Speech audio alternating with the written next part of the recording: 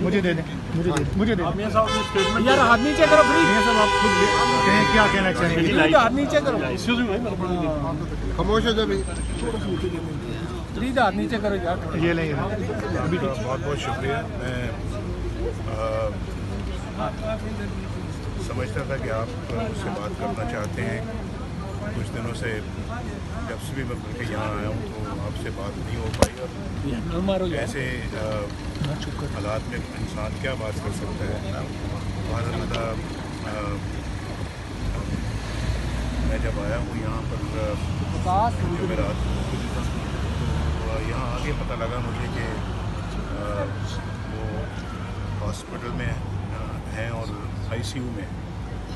تو اس سے پہلے مجھے معلوم نہیں تھا. ایک رات پہلے میں نے فون کے اوپر ان سے بات کی تھی تو ایک دم ایسا ہو جائے مجھے اس کا اندازہ بھی نہیں تھا. بہرحال جب میں یہاں ہیتھرو اترا ہوائی اڈے پہ تو حسن کا مجھے فون آیا تو اس نے مجھے یہ کہا کہ آپ ایئرپورٹ سے سیدھا یہاں ہاسپٹل آ جائیں. فرید آگے مت جاؤ نہیں کیا بات سر آ رہا ہے آپ کا. تو مجھے نہیں اندازہ تھا کہ ان کو کارڈک اریسٹ ہوا ہے اور ایک دم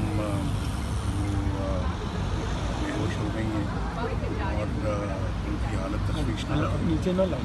یہاں آیا تو پھر جب ڈاکٹر سے ملاقات ہوئی تو آئی سی یو میں تھی تو میں ہوش میں نہیں تھی. اور جب سے میں یہاں آیا ہوں 5-6 دن ہو گئے ہیں وہ ہوش میں نہیں آئی اور میری ان سے کوئی گفتگو نہیں ہوئی, کوئی بات چیت نہیں ہوئی. بس ان کو آئی سی یو میں جا کے کچھ دیر کے لیے جا کے ان کو دیکھ لیتا ہوں. تو آج ان کا آئی ٹی اسکین ہوا ہے. تو آئی ٹی اسکین کے بعد ڈاکٹرز نے کہا ہے کہ ان کی جو کنڈیشن ہے وہ کریٹیکل ہے, یعنی تشویشناک ہے.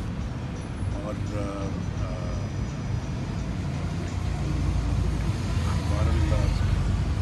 میں سمجھتا ہوں کہ اللہ تعالیٰ اپنا رحم فرمائیں گے اور دوبارہ صحت عطا فرمائیں گے.